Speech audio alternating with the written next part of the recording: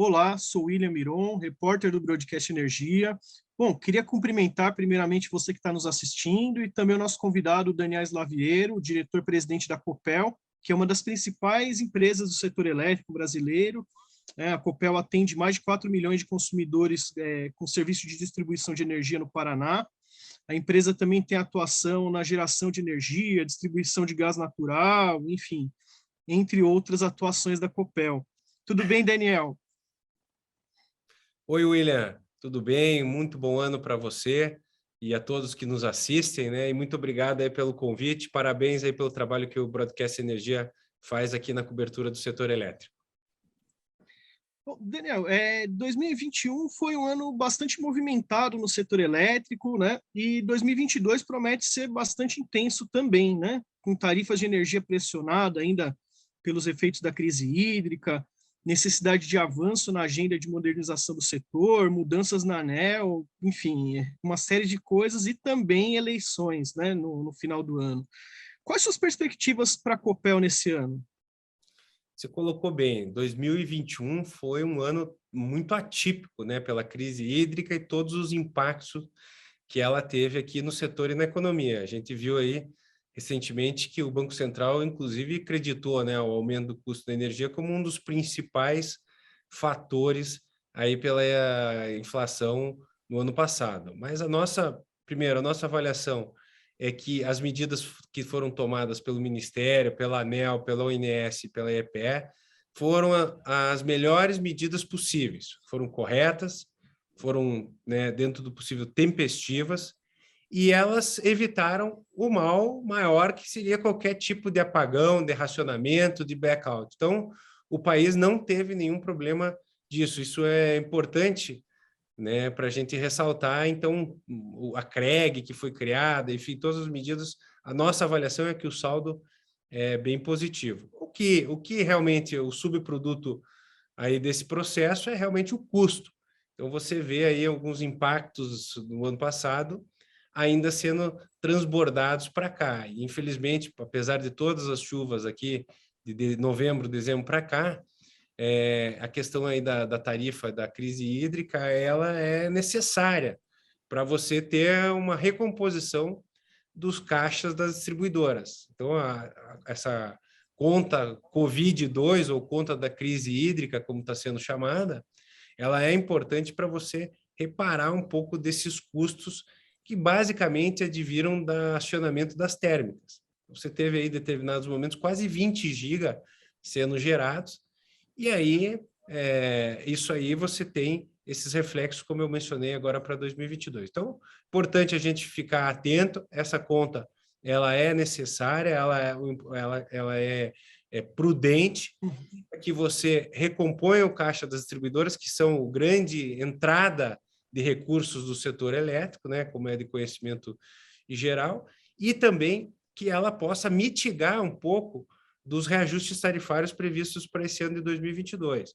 E ele é necessário porque você teve pico, você teve a maior crise hídrica de 90 anos. Então, você ter medidas que não são totalmente ordinárias, né, e comuns, para você mitigar e diluir isso dos próximos anos, é absolutamente correto e adequado por parte do Ministério e da ANEEL. Legal. Daniel, você mesmo colocou que houve essa questão do descasamento no caixa das distribuidoras, né? Como que está isso para a Copel? Houve algum descasamento para a Copel especificamente? Houve sim, e nós estamos vivendo isso, e quem está bancando é a própria companhia, essa defasagem. Nas nossas estimativas, isso vai se recompor pela tarifa ainda ao longo dos próximos meses, então não é uma coisa que está solucionada, por isso a importância dessa conta da crise hídrica, essa conta Covid-2, vamos chamar assim, e o que acontece é que foi muito grave isso outubro e novembro, porque você tinha todo o custo das térmicas sendo despachadas, e o PLD no teto, né, a R$ 580, e quando você começa esse período chuvoso e o PLD cai, né, de maneira repentina e vai quase ao piso, você deu um alívio nesse processo. Mas o que eu posso dizer é que a defasagem continua, e que realmente é necessário um esforço, aí, infelizmente, da população com essa tarifa preta, né, essa tarifa adicional, até mais algumas semanas, eu diria até mais alguns meses, para que haja pelo menos um reequilíbrio do passado. E aí nós vamos avaliar essa questão aí dos reajustes aí previstos ao longo desse ano. Certo. Tem alguma perspectiva de quando esse dinheiro chega para as distribuidoras? E até, não sei se você tem esse valor, se pode abrir, mas de quanto que foi o descasamento para a Copel? Esse número ainda não está fechado, né? Quando que vai ser o valor, porque a gente sabe que provavelmente haverão duas tranches, então uma, né, do valor do ano passado e uma das perspectivas aí do ano de 2022. E essa primeira tranche, a nossa expectativa é que ele possa até o final de fevereiro. Isso já está operacionalizado, o BNDES está muito envolvido nisso, vai coordenar um pool de bancos. Acho que esse é um processo aí, é um case que foi na época da pandemia, lá na conta Covid, e aí agora, nesse momento, que isso não envolve recurso público, é recurso privado e é recurso do mercado financeiro. Então, eu acho que isso é um sinal aí de maturidade e de confiança que o setor financeiro tem no setor elétrico. Quando a gente fala de distribuição de energia, uma das questões que sempre é colocada é em relação à inadimplência, né? E com o aumento de custo de energia, como a gente já está falando, enfim, devido à crise hídrica, outras questões também, a gente tem, já desde o ano passado, a questão de achatamento de renda das famílias, enfim. Como que fica essa questão para a Copel, né? Como vocês estão lidando com a inadimplência? Vocês têm visto algum tipo de aumento de pressão por inadimplência na área de concessão de vocês? Acho que, primeiro, o histórico da Copel, a média histórica dela é sempre na faixa de 1,5% a inadimplência. Então, ela é relativamente baixa comparada a outros estados da federação. E eu acho que aí eu reputo muito ao fato de nós estarmos da nossa base principal, a nossa sede e a operação da distribuidora sendo o Paraná, que é um país, que é um estado, perdão, bem posicionado, tem uma economia diversificada e tem uma base forte no agro, que foi um dos setores que não sofreu, que até cresceu nesse ambiente aí de pandemia, principalmente por causa da cotação, das commodities e do dólar. Então, acho que isso foi uma vantagem competitiva que a gente tem de estar num estado aí tão diversificado e tão pujante como o Paraná.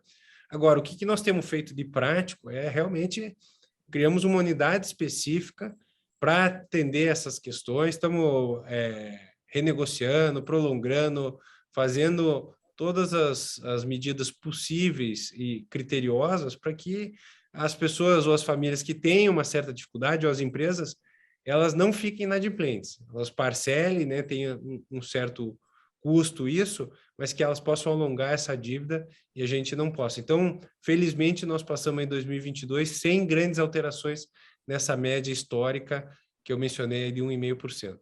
Bom, falando um pouco sobre geração de energia, né? Porque a Copel também tem geração de energia. No ano passado foi crítico para as hidrelétricas, né? Mas nos últimos meses o regime de chuvas tem melhorado, né? No sul, por enquanto, não tem se mostrado tão bom quanto no sudeste, enfim, no restante do país. Como que está a situação das hidrelétricas da Copel e como que vocês estão gerenciando essa questão?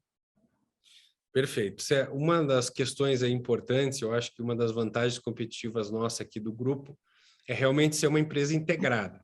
Então, você tem uma posição forte aí com quase 4,8 milhões de consumidores, né? Já falamos aí um pouco sobre a distribuição. E na parte de geração e transmissão, são mais de 5.500 quilômetros, então também temos uma presença forte no setor de transmissão. E na geração são 6,4 gigas. Então, coloca aí a Copel como grupo entre os 5 maiores grupos do setor elétrico. Como você mesmo colocou, a nossa base principal, assim como a da matriz brasileira, ela é muito calcada em hidrelétricas. Então, quando você tem a maior crise da história, você tem um impacto direto no GSF. Então, o GSF aí foi aí a média aí, né, estão terminando os cálculos aí do setor, mas algo na faixa de 0,70, 0,71, sendo que a média histórica é acima de 85. Então você tem um impacto aí de muito grande pela baixa geração, e aliado a isso, você tem o preço do PLD lá teto, mas o ano passado você ficou pelo menos um terço do ano, 4 meses aí, com o PLD teto. Então você tem, nós tivemos aí a tempestade perfeita. O que a gente procurou fazer, e eu diria que nós fomos aí um dos menos impactados. Primeiro porque nós naturalmente temos sempre um nível de descontratação mais alto.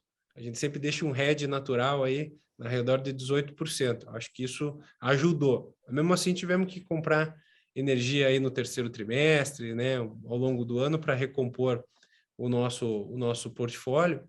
E também nós temos uma termoelétrica a gás, a UEGA, que nesse período ela gerou praticamente todos os dias. Então, isso acabou né, suavizando um pouco esse impacto. Mas só para concluir o raciocínio, entrando bem nessa questão aí das geradoras, nós tivemos aí um ano muito desafiador de 2021, e o fato de ter voltado o período úmido aqui, ou pelo menos na entrada do período úmido, voltaram-se as chuvas, acho que foi muito positivo, distensiona o setor, arruma as perspectivas de custo de tarifa, o que é o único ponto de atenção, que eu acho que isso está parte das medidas de modernização do setor, do PL que está na Câmara, né, foi aprovado no Senado, está na Câmara, é que realmente você precisa a legislação precisa acompanhar essa evolução para você não ter mudanças tão repentinas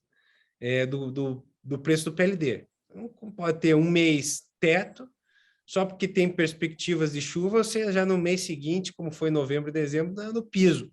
Acho que isso gera muita instabilidade, você gera muito risco de crédito.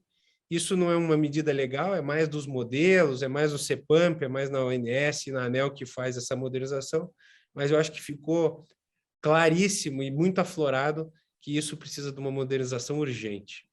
Legal. Bom, falando um pouco continuando na questão da geração, né? Um dos planos da Copel, que já amplamente comentado por vocês, é a aquisição de ativos renováveis, né? Principalmente de geração solar.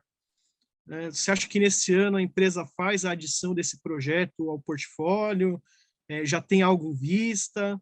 E queria complementar também perguntando se eólicas também estão no radar de vocês, se vocês têm olhado potenciais aquisições de eólicas.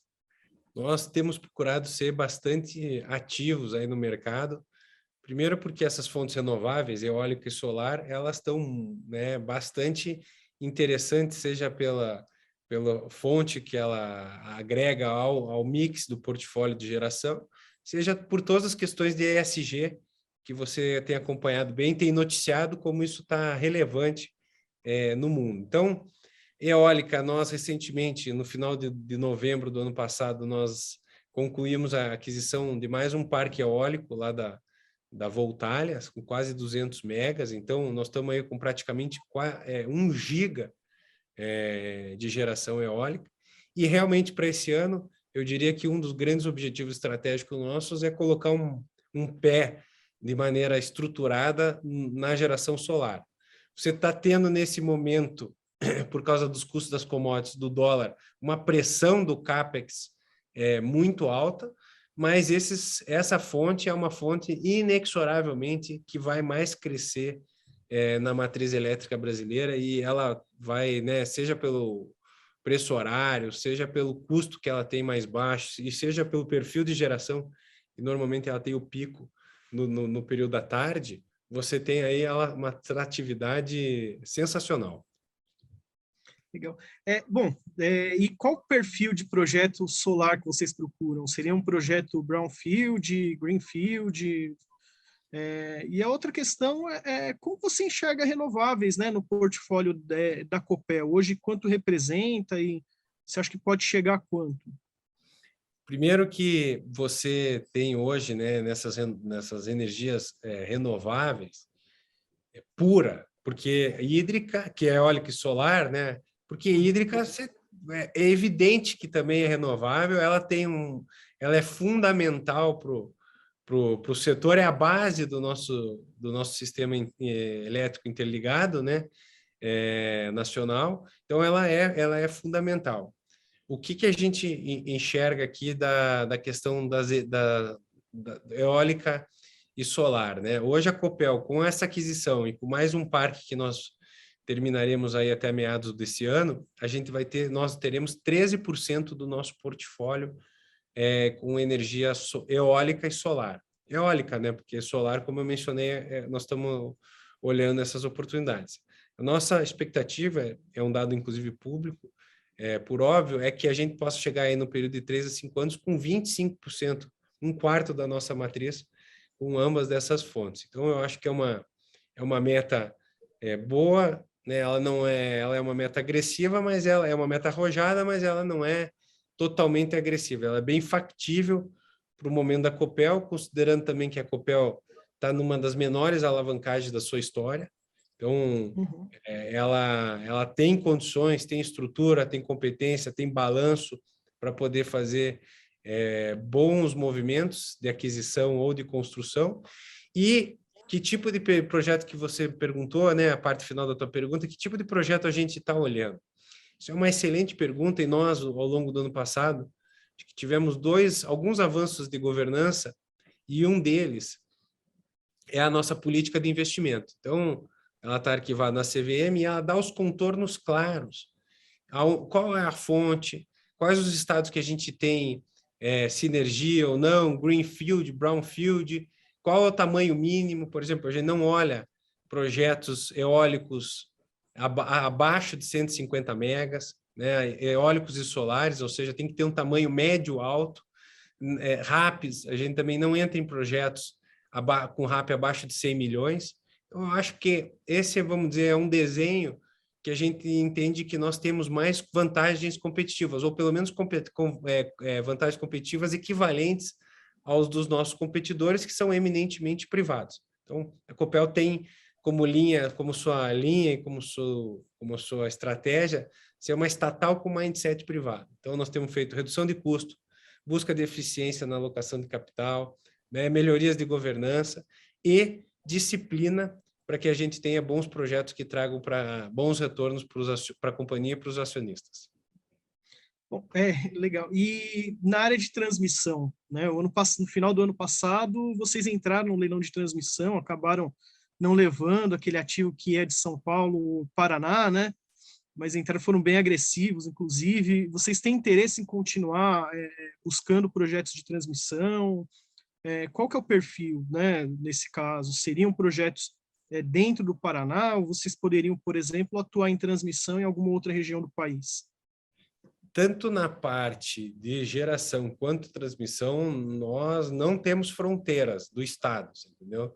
Nós temos atuação, a Copel está presente em 10 estados, né? Então, nós temos que, se quiser crescer com eólico, com solar, você tem que olhar a região Nordeste, indiscutivelmente são as melhores incidências solares, as melhores regiões de ventos, então nós não temos nenhuma restrição, vamos dizer, limites geográficos.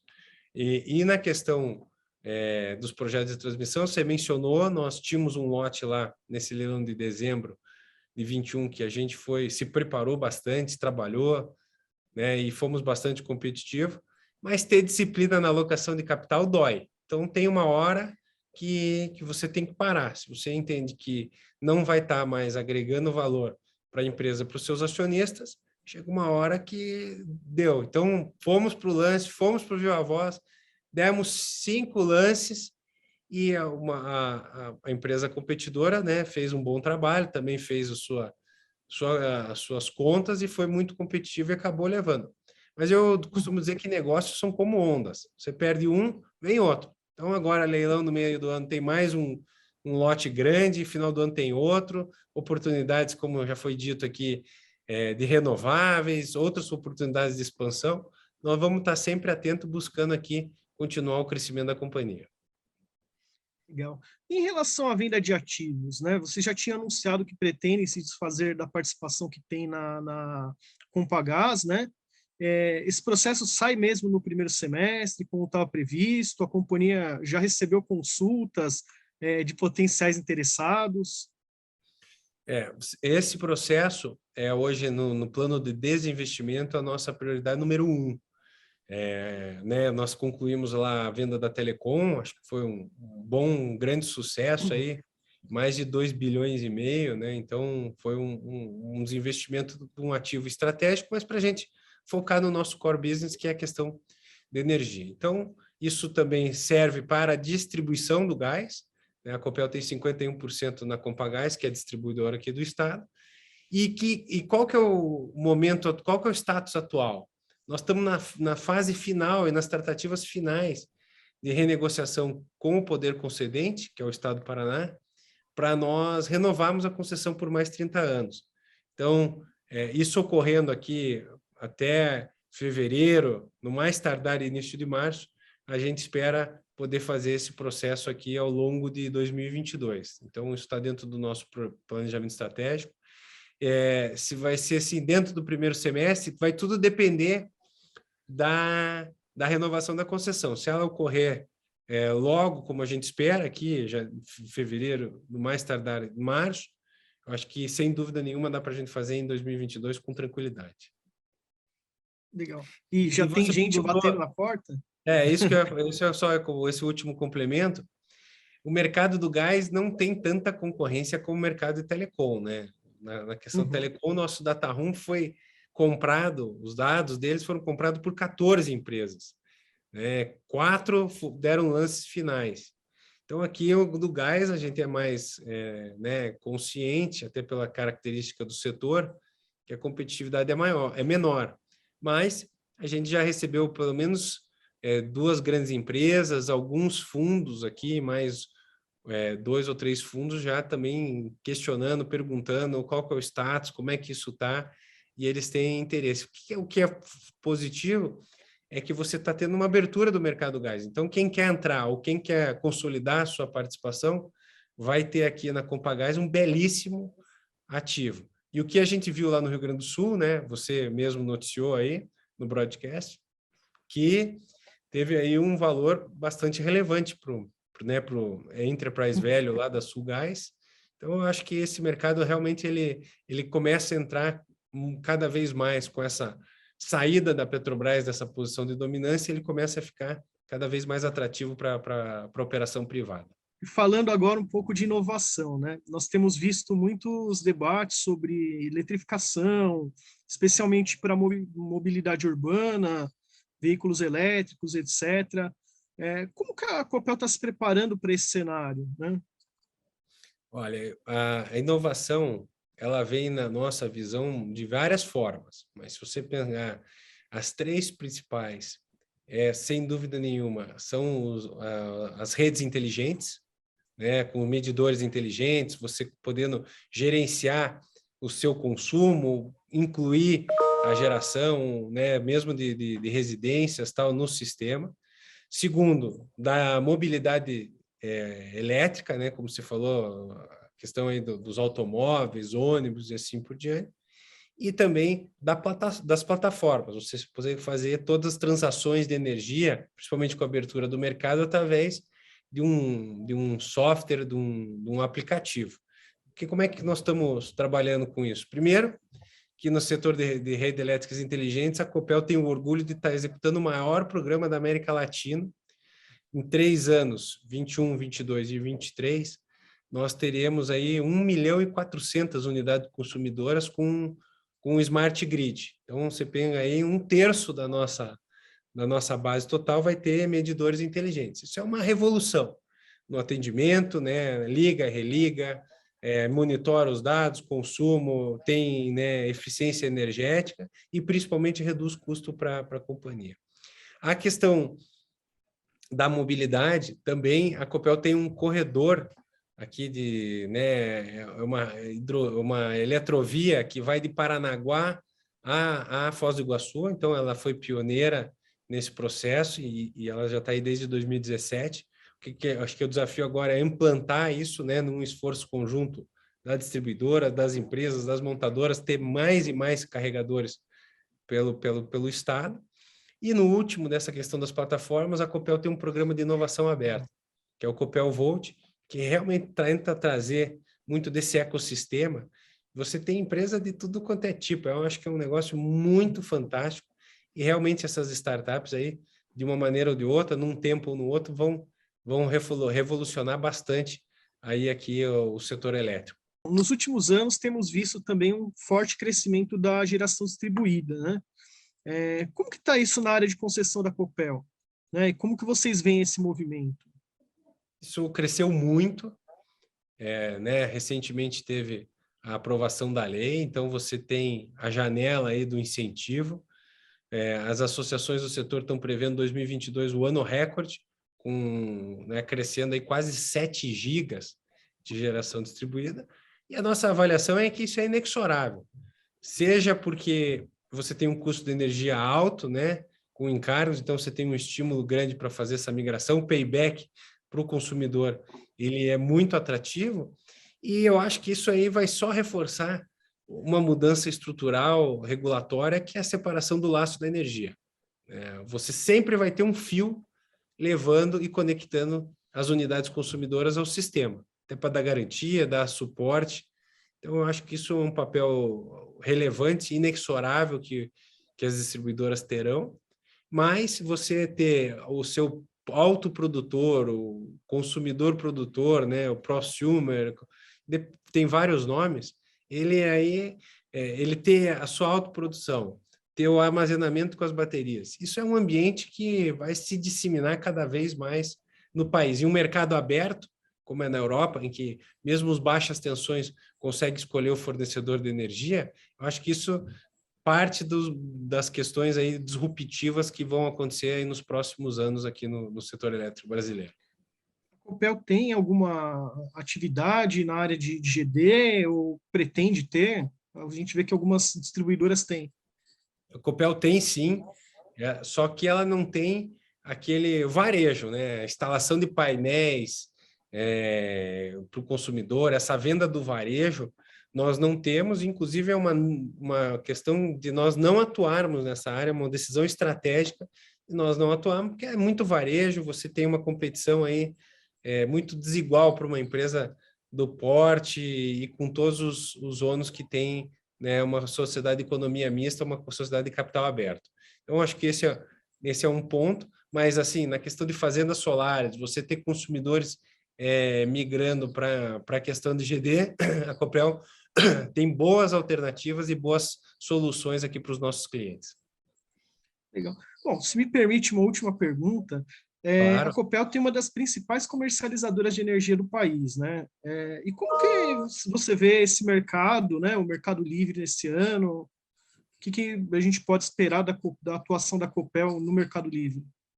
A Copel, ela está entre as 3 maiores comercializadoras do país. O ano passado a gente ficou praticamente 5 meses, de maio a novembro, como a maior comercializadora do país. Então, ela que começou aqui nas costelas da companhia, hoje já tem um peso, uma relevância, inclusive de estrutura, de EBITDA já bem significativa, bem razoável, até por uma questão de uma comercializadora, as margens são muito pequenas, né? Compra e venda. Mas ela tem um papel estratégico, no nosso ponto de vista, que ela é a porta de entrada de todos os consumidores que não estão no mercado cativo. Então, consumidores livres, tradicionais, autoprodutores, varejistas, consumidores que vão estar se abrindo aqui com o mercado, eles vão ter todos vamos dizer, uma porta de entrada para o Grupo Copel, que é a Copel Mercado Livre. Então, ela tem um papel estratégico e ela já ganha cada vez mais relevância aqui no grupo. Agora, esse setor está muito competitivo, você não tem muita barreira de entrada, né? Você pode montar. Isso é um desafio, mas, por outro lado, é uma vantagem que empresas grandes com um portfólio de geração, com lastro, elas têm, porque qualquer cliente que compre energia da Copel vai ter segurança que essa energia vai ser entregue no prazo e no preço combinado.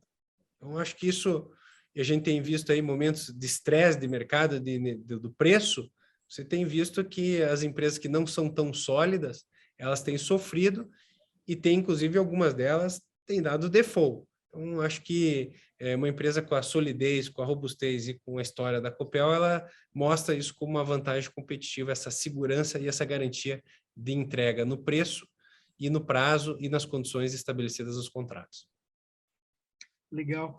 Bom, nós estamos chegando ao final do Energia em Debate de hoje. Gostaria de agradecer a presença de Daniel Slaviero, diretor-presidente da Copel. Obrigado, Daniel. Gostaria também de agradecer sua audiência e até fevereiro. Obrigado. Muito obrigado, William, mais uma vez a todos que nos assistiram. Parabéns pelo trabalho. E esse ano aí é um ano que promete aí de grandes desafios aí para o setor elétrico e para o Brasil.